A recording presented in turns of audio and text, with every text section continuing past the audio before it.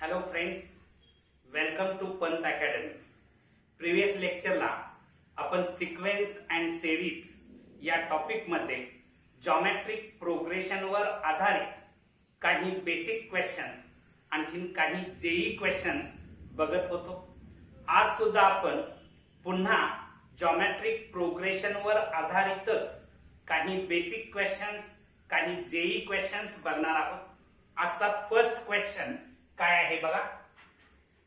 The value of a raised to log x to base b where a is equal to 0.2, b is equal to root 5 and x is equal to 1 upon 4 plus 1 upon 8 plus 1 upon 16 plus up to infinity is. इथं चार options दिलेले आहेत. यातील correct options आपल्याला find out करायचा आहे. या question मध्ये आपल्याला a raise to log x to base b ची व्हॅल्यू फाइंड आउट करायची आहे गिवन इन्फॉर्मेशनचा आधार घेऊन. तर बघा, या ठिकाणी x is equal to 1 upon 4 plus 1 upon 8 plus 1 upon 16 plus up to infinity पर्यंत ही सम जाणार आहे.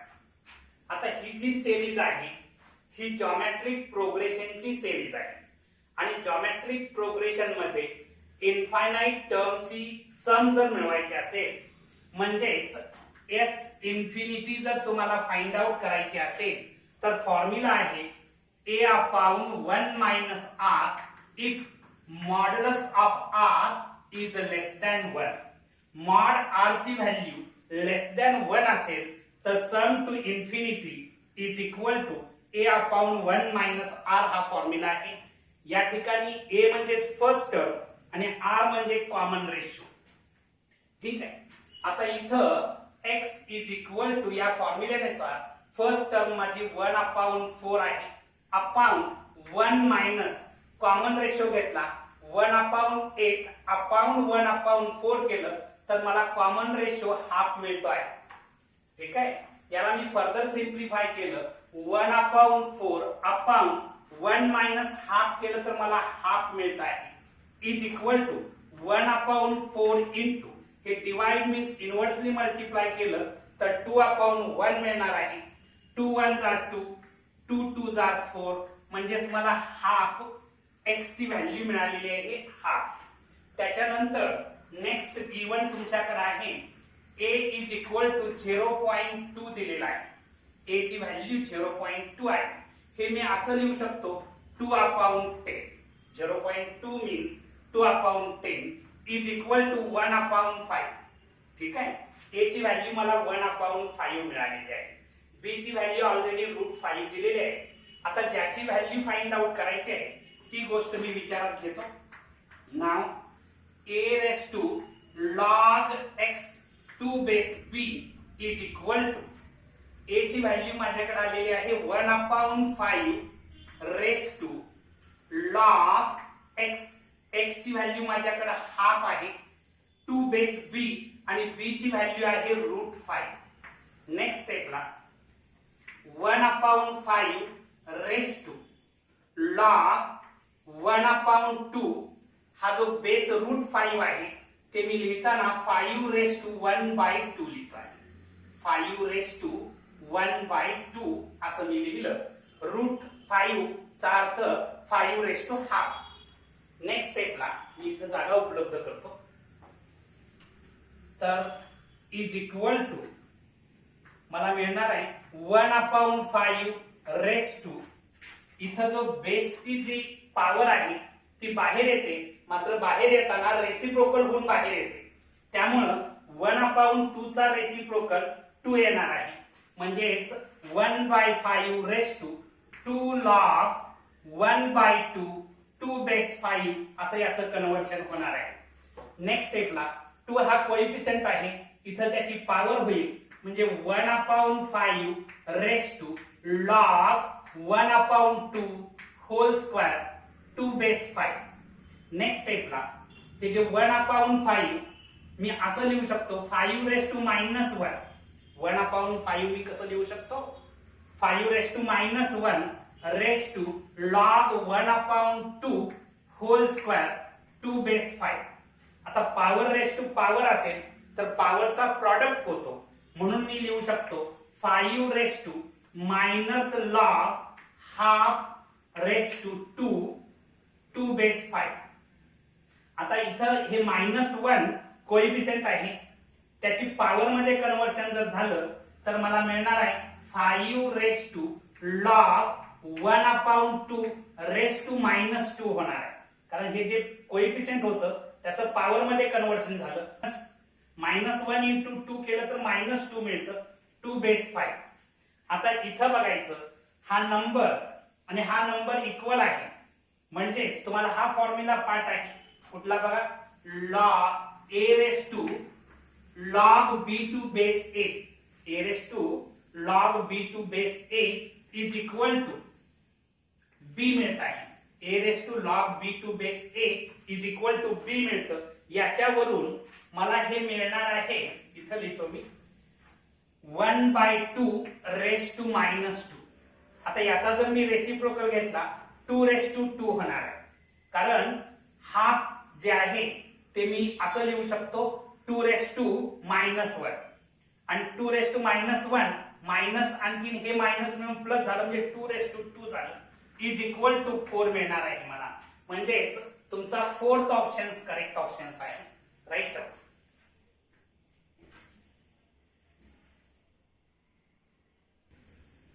नेक्स्ट क्वेश्चन बघा, if x is equal to summation of a raised to n goes from 0 to infinity, y is equal to summation of b raised to n goes from 0 to infinity, z is equal to summation of ab raised to n goes from 0 to infinity, a comma b less than 1.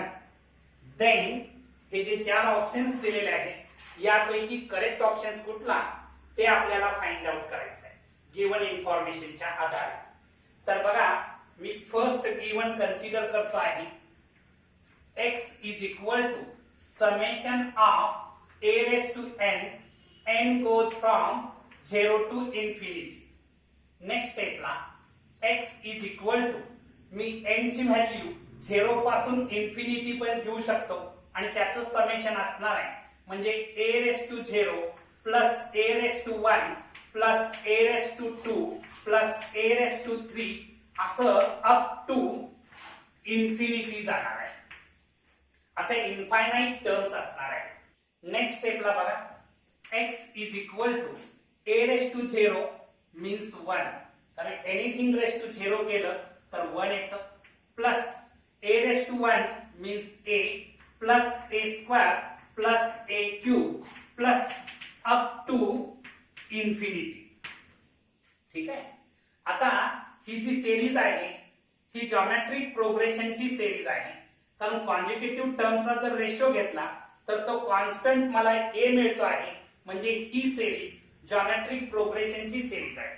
आणि geometric progression मध्ये sum of infinity काढण्याचा formula आहे a upon 1 minus r. तर या फॉर्म्युल्याच्या आधारे x is equal to a म्हणजे first term माझी 1 आहे upon 1 minus common ratio a आहे. आता हे 1 मायनस a इथं डिवाइड आहे, इकडे येऊन मल्टिप्लाय होईल. 1 minus a is equal to 1 upon x येईल आणि x इंटू होतं त्या साईडला जाऊन डिवाइड होणार आहे. त्याच्यानंतर मी इथं हे 1 अपॉन x या साईडला आणतो. 1 minus 1 upon x is equal to a. Therefore is equal to a असणार आहे, is equal to a. 1 minus 1 upon x is equal to a. आता इथं a is equal to x minus 1 upon x येणार, cross multiplication केलं म्हणजे a ची value मला x minus 1 upon x मिळाली. याला मी इक्वेशन नंबर 1 असं नाव देतो.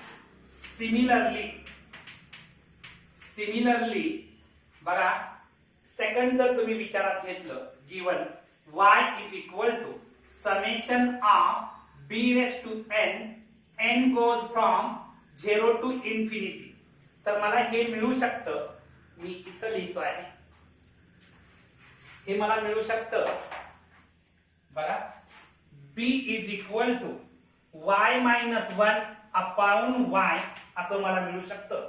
जसं a is equal to x minus 1 upon x मिळालं, तसं इथं b is equal to y minus 1 upon y मिळू शकतं. याला मी इक्वेशन नंबर 2 असं नाव देतो. त्याच्यानंतर थर्ड गिवन जर विचारात घेतलं, z is equal to summation of ab raise to n n goes from 0 to infinity, हे मला मिळू शकेल ab is equal to z minus 1 upon z असं मिळेल.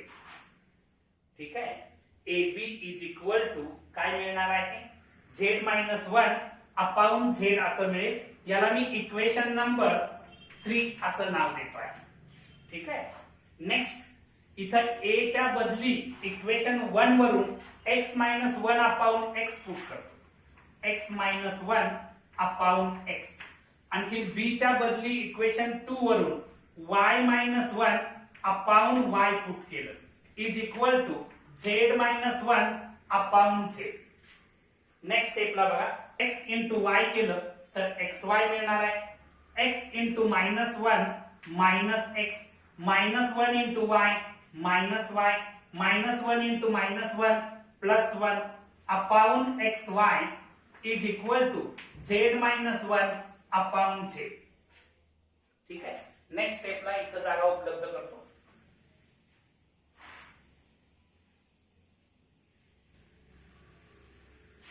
तर मला काय मिळेल बघा, इथं क्रॉस मल्टिप्लाय करून z into bracket xy minus x minus y plus 1 is equal to xy into bracket z minus 1. आता z ने या ब्रॅकेटला मल्टिप्लाय केलं, xyz minus xz minus yz plus z is equal to xyz minus xy असा product येईल. या बाजूचं xyz या बाजूचं xyz कॅन्सल केलं तर मला काय मिळणार आहे बघा, हे मायनस xy या साईडला आणलं तर plus xy plus z is equal to हे मायनस xz आहे तिकडे जाऊन प्लस xz होईल, मायनस yz आहे त्या साईडला जाऊन प्लस yz होईल. याला मी रिअरेंज केलं, xz plus yz is equal to xy plus z अशी रिअरेंजमेंट केली तर कुठला ऑप्शन मॅच होतो आहे बघा, सेकंड ऑप्शन तुमचा मॅच होतो आहे, म्हणजे सेकंड आन्सर तुमचं करेक्ट आहे. राईट. नेक्स्ट क्वेश्चन काय आहे बघा, if second fifth and ninth term of a non constant AP are in GP, then common ratio of this GP. आपल्याला जॉमेट्रिक प्रोग्रेशनचा कॉमन रेशो फाइंड आउट करायचा आहे. कधी कॉमन रेशो फाइंड आउट करायचा आहे, second fifth and ninth term of a non constant AP are in GP असताना. बघा मी इथं सोडवायला सुरुवात करतो आहे. Let A be the first term and D be the common difference of an AP. Arithmetic प्रोग्रेशनची फर्स्ट टर्म A आहे. आता मला सेकंड टर्म्स मिळवायचे T2. T2 is equal to A plus D, कारण सेकंड टर्म मिळवत असताना first term मध्ये common difference add केला जातो. T5 फिफ्थ टर्म मिळवत असताना A प्लस 4D मिळणार आहे. आणखी T9 मिळवत असताना A प्लस 8D मिळणार आहे. आता या ज्या सेकंड फिफ्थ आणि नाइन्थ टर्म्स मिळालेल्या आहेत त्या जॉमेट्रिक प्रोग्रेशन मध्ये आहेत अशी गिवन इन्फॉर्मेशन आहे. Therefore, a plus d, a plus 4d and a plus 8d are in GP या जॉमेट्रिक प्रोग्रेशन मध्ये आहे. आणि तुम्हाला जॉमेट्रिक प्रोग्रेशनची प्रॉपर्टी माहिती आहे, square of the middle term is equal to product of the extreme terms. या प्रॉपर्टीच्या आधारे मी लिहू शकतो a plus 4d whole square is equal to a plus d into a plus 8d. Next स्टेपला याचं मी एक्सपान्शन करतो आहे. फर्स्ट टर्मचा square a square plus 2 into first term into second term केलं तर 8ad येणार आहे, प्लस सेकंड टर्मचा स्क्वेअर 16d स्क्वेअर मिळेल इज इक्वल टू हा प्रॉडक्ट घेऊया a into a square a into 8d म्हणजे प्लस 8ad मिळणार, d into a plus ad, d into 8d म्हणजेच 8d स्क्वेअर मला मिळेल.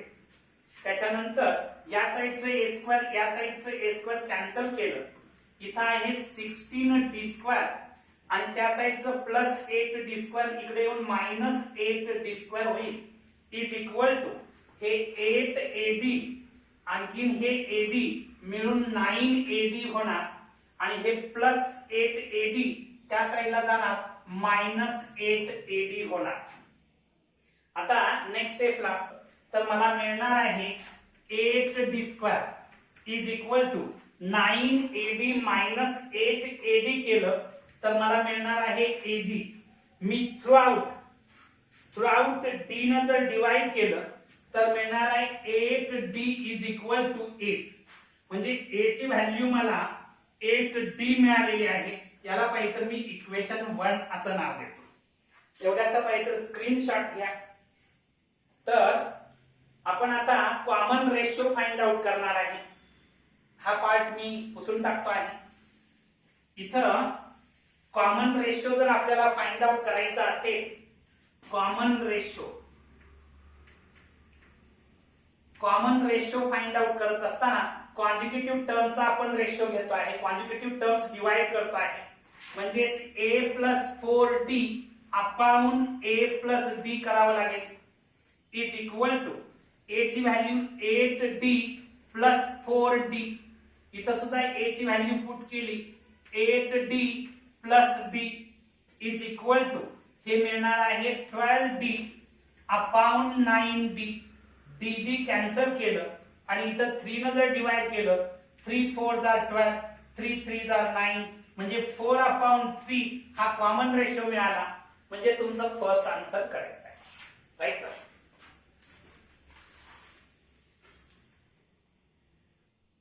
नेक्स्ट क्वेश्चन बघा. If the first term of an infinite GP is x. Infinite geometric प्रोग्रेशनची first term आपल्याला x दिलेली आहे. Sum of infinite terms is 5. Then find possible values of x.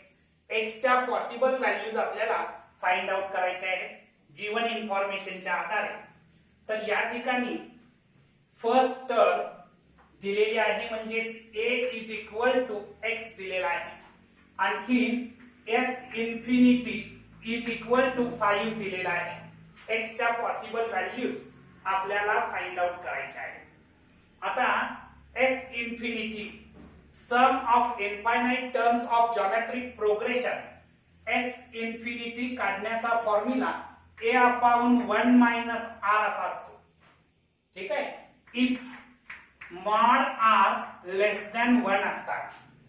ठीक आहे. s इन्फिनिटी दिलेली आहे 5 इज इक्वल टू a ची value x आहे upon 1 minus r.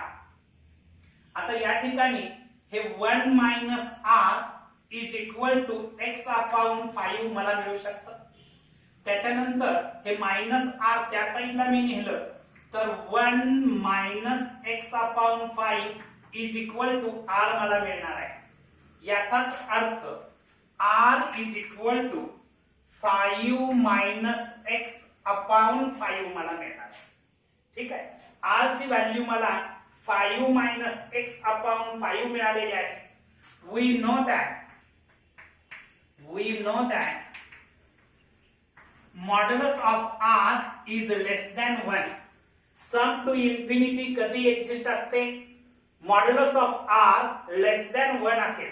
That is -1 less than r less than 1. म्हणजे आर ची व्हॅल्यू लाईज बिटवीन -1 अँड 1 असेल तर आणि तरच सम टू इन्फिनिटी एक्झिस्ट असते. हा कन्सेप्ट तुम्हाला माहिती आहे.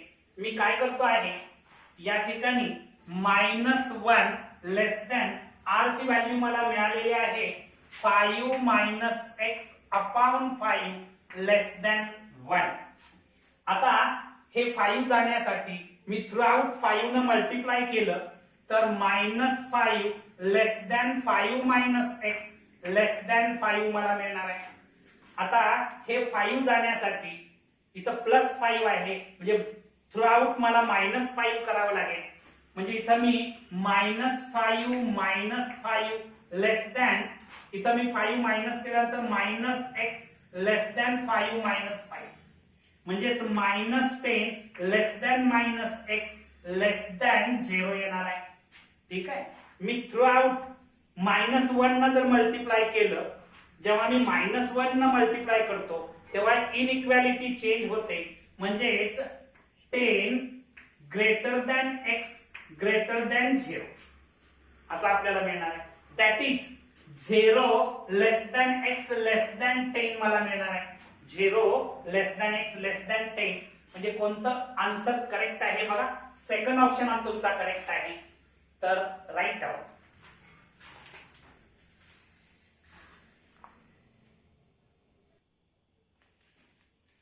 नेक्स्ट क्वेश्चन बघा काय येतो. If n is the smallest natural number such that n plus 2n plus 3n plus 99n is a perfect square, then the numbers of the digit in n square is. इथं 4 options दिलेले आहेत. n square मध्ये किती digits असतील हे आपल्याला find out करायचं आहे. हा क्वेश्चन KVPY ला 2015 ला विचारलेला क्वेश्चन आहे. किशोर वैज्ञानिक प्रोत्साहन योजना नावाची जी एक्झाम आहे त्या एक्झाम मध्ये हा क्वेश्चन विचारलेला आहे. तर बघा n हा स्मॉलेस्ट नॅचरल नंबर आहे.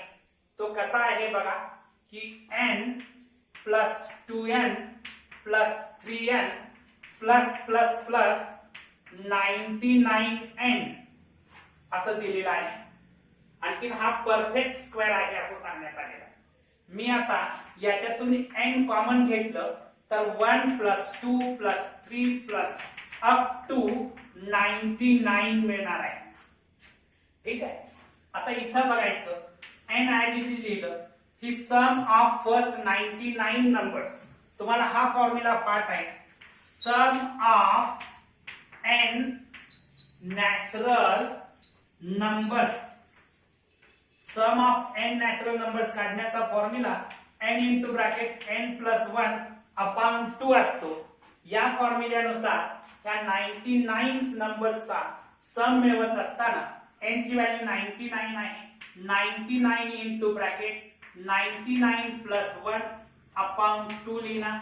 म्हणजेच n into bracket 99 into 100 upon 2 येणार. म्हणजेच n इंटू ब्रॅकेट 99 इंटू 50 येईल. आता 99 इंटू 50 करा किती मिळतं बघा.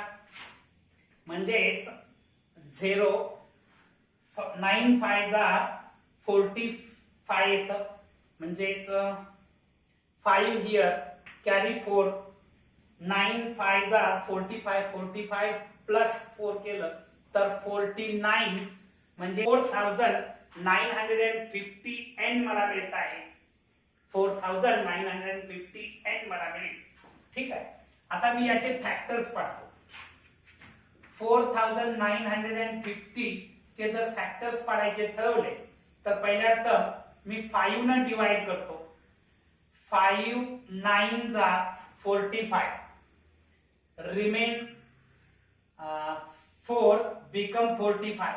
5 9s are 45. आणखीन 0 लिहिणार. पुन्हा मी 5 ने डिवाइड करतो.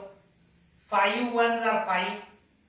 remain 4 become 49. 5 9s are 45. remain 4 become 40. म्हणजे 5 8s are 40 येतं. आता त्याच्यानंतर मी समजा 3 ने डिवाइड केलं. 3 6 are 18. 3 6 are 18. remain 1 3 6 are 18. पुन्हा मी 3 ने डिवाइड केलं तर 3 2s are 6. 3 2s are 6. म्हणजेच आता मी हे असं लिहू शकतो. आता पुढे डिवाइड आपल्याला करता येईल. 2 into 11 असे फॅक्टर्स पडतील. म्हणजे 2 ने डिवाइड केलं तर 11 येईल आणि 11 चे काय फॅक्टर्स पुन्हा पडणार नाही. म्हणजे मी हे असं लिहू शकतो. 5 into 5 5 square. 3 into 3 3 square into 22 into n. आता या ठिकाणी तुम्हाला काय इन्फॉर्मेशन दिलेली आहे बघा की हा जो नंबर आहे ही जी सम आहे ही परफेक्ट स्क्वेअर आहे. इट इज परफेक्ट स्क्वेअर अशी इन्फॉर्मेशन तुम्हाला दिलेली आहे. हा परफेक्ट स्क्वेअर व्हायचा असेल तर n ची व्हॅल्यू मला 22 मिळायला पाहिजे. ठीक आहे. आता मला n स्क्वेअर मध्ये किती डिजिट आहेत असा क्वेश्चन विचारलेला आहे. तर n स्क्वेअर जर मी केलं तर 484 मिळणार आहे. कारण 22 चा स्क्वेअर केला तर 484 मिळतो आहे. आणि याच्यामध्ये किती डिजिट्स आहेत बघा. 24 चा स्क्वेअर केला तर 484 मिळतो. याच्यामध्ये नंबर ऑफ डिजिट्स 3 आहे. Number of digits are 3. त्यामुळे कुठला ऑप्शन करेक्ट आहे. थर्ड ऑप्शन तुमचा करेक्ट आहे. Right.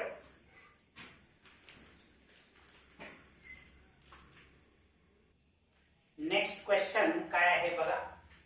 In the quadratic equation ax square plus bx plus c is equal to 0. Delta is equal to b square minus 4ac and alpha plus beta, alpha square plus beta square, alpha cube plus beta cube are in geometric progression where alpha beta are the roots of ax square plus bx plus c is equal to 0. then इथं 4 options दिलेले आहेत. त्यातला more correct options आपल्याला find out करायचा आहे. ठीक आहे. आता बघा गिवन इन्फॉर्मेशन मध्ये तुम्हाला दिलेला आहे alpha plus beta, alpha square plus beta square, alpha cube plus beta cube are in GP. हे जॉमेट्रिक प्रोग्रेशन मध्ये असल्याची इन्फॉर्मेशन दिलेली आहे. प्रॉपर्टीज ऑफ जॉमेट्रिक प्रोग्रेशनच्या आधारे square of the middle term is equal to product of the extreme terms. या प्रॉपर्टीच्या आधारे मी लिहू शकतो alpha square plus beta square whole square is equal to alpha plus beta into alpha cube plus beta cube. Next स्टेपला इथं याचं expansion जर केलं तर alpha raise to 4 plus 2 alpha square beta square plus beta raise to 4 असं याचं expansion होईल. याचा जर प्रॉडक्ट घेतला तर अल्फा इंटू अल्फा क्यूब केलं तर अल्फा रेस टू 4 मिळेल.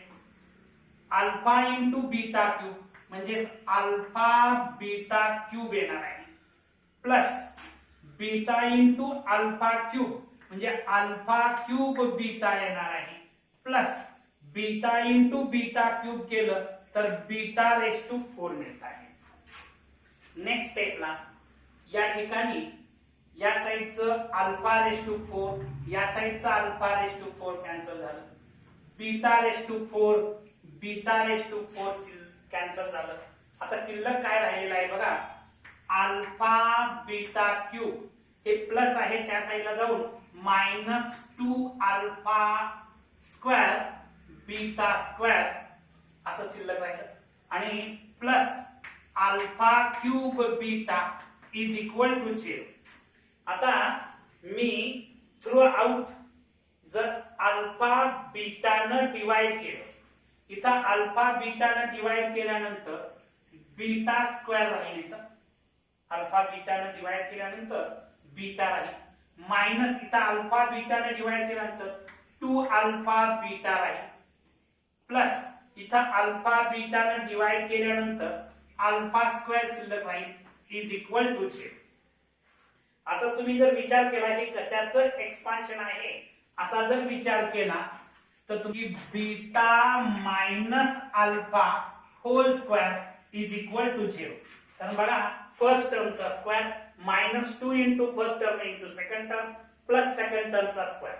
आता बोथ साइडचं स्क्वेअर रूट काढलं तर beta minus alpha is equal to 0 मिळणार आहे. म्हणजेच beta is equal to alpha मिळालं. आणखीन अल्फा आणि बीटा ही रूट्स आहेत क्वाड्रॅटिक इक्वेशनची आणि जेव्हा क्वाड्रॅटिक इक्वेशनची रूट्स इक्वल असतात तेव्हा डिस्क्रिमिनंट डेल्टाची व्हॅल्यू 0 असते. If roots of the quadratic equations are equal, then delta is equal to 0. Delta ची व्हॅल्यू 0 असते. क्वाड्रॅटिक इक्वेशनचे जर रूट्स इक्वल असतील तर डेल्टाची व्हॅल्यू 0 असते. त्यामुळं फोर्थ ऑप्शन तुमचा करेक्ट आहे. राईट. नेक्स्ट क्वेश्चन बघा काय आहे. Sum of the first n terms of the series. इथं सिरीज दिलेली आहे 1/2 plus 3/4 plus 7/8 plus 15/16 plus plus up to n terms. या सिरीजच्या n टर्म्सची सम आपल्याला फाइंड आउट करायची. आता या सिरीजची सम फाइंड आउट करत असताना 1/2 plus 3/4 plus 7/8 plus 15/16 plus dot dot dot up to n terms पर्यंत आपल्याला ही सम मिळवायची. आता ही सिरीज एपी मध्ये आहे का? कॉन्जिक्युटिव्ह टर्म्स मधला डिफरन्स कॉन्स्टंट येतो का? जर तुम्ही चेक केलं तर डिफरन्स कॉन्स्टंट येत नाही. मग ही जॉमेट्रिक प्रोग्रेशन मध्ये आहे का?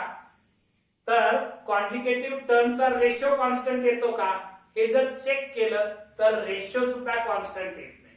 आता ही एपी मध्ये नाही म्हणजे एचपी मध्ये असणार नाही आणि जीपी मध्ये पण नाही.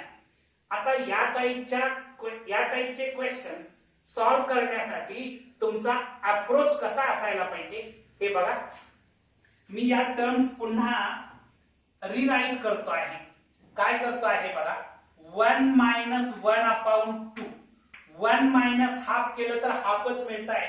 हाफ लिहिण्याची मी स्टाईल फक्त बदललेली प्लस हे जे आहे 1 मायनस 1/4 बघा 4 मायनस 1/4 म्हणजे 3/4 लिहिलं.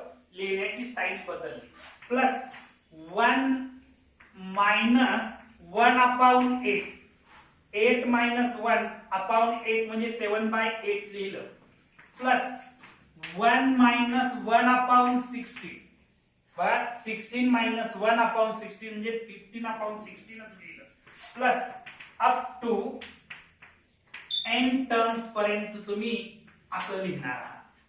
नेक्स्ट ला मी काय करतो आहे हे जे 1 आहे प्रत्येक टर्म्स मधलं पॉझिटिव्ह ते सेपरेट करतो. 1 प्लस 1 प्लस 1 प्लस असं n टाइम्स येणार आहे. हे 1 प्लस 1 n टाइम्स येईल प्लस हे जे आहे minus half minus 1/4 minus 1/8 minus 1/16 minus up to n terms पर्यंत तुम्ही असं लिहिणार आहात. ठीक आहे. नेक्स्ट ला काय होईल बघा. 1 प्लस 1 n टाइम केलं तर हे मला n मिळणार आहे. याच्यातून मी मायनस सिम्बॉल कॉमन घेतलं तर हे 1/2 प्लस हे 1/4 मी 1/2 स्क्वेअर असं लिहितो प्लस, कारण मायनस सिम्बॉल मी बाहेर घेतलेला आहे, साइन चेंज होत आहे. 1/8 म्हणजे 1/2 क्यूब असं लिहितो. असं प्लस कुठपर्यंत असणार आहे, अप टू n टर्म्स पर्यंत असणार आहे. ठीक आहे. आता हे n me as it is लिहितो मायनस, याचा जर तुम्ही विचार केला, आता हे जॉमेट्रिक प्रोग्रेशन मध्ये आहे, कारण कॉन्जिक्युटिव्ह टर्मचा जर रेशो घेतला तर तो मला हाफ मिळतो आहे. कॉन्जिक्युटिव्ह टर्मचा रेशो जर घेतला तर हाफ मिळतो आहे, म्हणजे हे जॉमेट्रिक प्रोग्रेशन मध्ये आहे. आणि जॉमेट्रिक प्रोग्रेशन मध्ये Sn काढण्याचा formula a into bracket 1 minus r raise to n upon 1 minus r आहे. या फॉर्म्युल्याच्या आधारे मी a म्हणजे फर्स्ट टर्म 1/2 इंटू ब्रॅकेट मध्ये 1 मायनस r ची व्हॅल्यू हाफ आहे, हाफ रेस टू n लिहिणार, कारण n टर्मची सम आहे. ठीक आहे. अपॉन 1 मायनस r म्हणजे 1 मायनस हाफ लिहिणार. नेक्स्ट स्टेपला n मायनस इथं ब्रॅकेट मध्ये हाफ, इथं जर विचारात घेतलं तुम्ही ब्रॅकेट मध्ये असणार आहे 1 मायनस, हे लिहित असताना 2 रेस टू मायनस 1 लिहितो, 2 raise to minus n. Half raise to n आहे, ते लिहित असताना 2 रेस टू मायनस n लिहिलं. याचा रेसिप्रोकल घेतल्यामुळं पॉझिटिव्ह पॉवर होती ती निगेटिव्ह झाली. अपॉन 1 मायनस हाफ केलं तर हाफ शिल्लक राहतं. आता हे हाफ आणखी हे हाफ कॅन्सल झालं, इथं मी जागा उपलब्ध करतो, तर माझ्याकडे काय शिल्लक राहील बघा, n मायनस, आता हे मायनस साइन मुळे हे मायनस n मायनस 1 होणार आहे आणि हे होणार आहे plus 2 raise to minus n.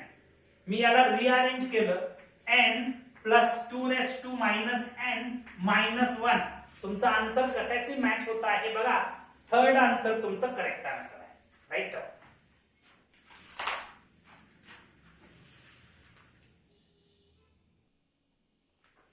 Next question काय आहे बघा, if 2 terms of GP adds up to 12. या सेंटेन्सचा मीनिंग असा आहे की जॉमेट्रिक प्रोग्रेशनच्या फर्स्ट 2 टर्मची सम 12 आहे. The sum of third and fourth term is 48. Third आणि फोर्थ टर्मची सम 48 आहे. If the terms of GP are alternative, positive and negative, then first term is. Alternatively, geometric प्रोग्रेशनच्या terms positive आणि negative आहे. या सेंटेन्सचा अर्थ असा निघतो आहे की जॉमेट्रिक प्रोग्रेशनचा कॉमन रेशो निगेटिव्ह असणार आहे, कारण जॉमेट्रिक प्रोग्रेशनचा कॉमन रेशो जर निगेटिव्ह असेल तर आणि तरच जॉमेट्रिक प्रोग्रेशनच्या टर्म्स अल्टरनेटिव्हली पॉझिटिव्ह निगेटिव्ह येणार आहे. ठीक आहे. इथे एवढंच आपण लक्षात ठेवू की या जॉमेट्रिक प्रोग्रेशन मध्ये कॉमन रेशो निगेटिव्ह आहे. ठीक आहे. तर आपल्याला फर्स्ट टर्म फाइंड आउट करायचे. गिवन इन्फॉर्मेशनच्या आधारे तुम्हाला माहिती आहे की general forms of geometric progression, first term a असते, सेकंड टर्म ar असते, third term ar square, fourth term ar cube, त्याच्या पुढची ar रेस टू 4 राहणार आहे फिफ्थ टर्म. ठीक आहे. And so on. हा जॉमेट्रिक प्रोग्रेशनचा जनरल फॉर्म्स तुम्हाला माहिती आहे.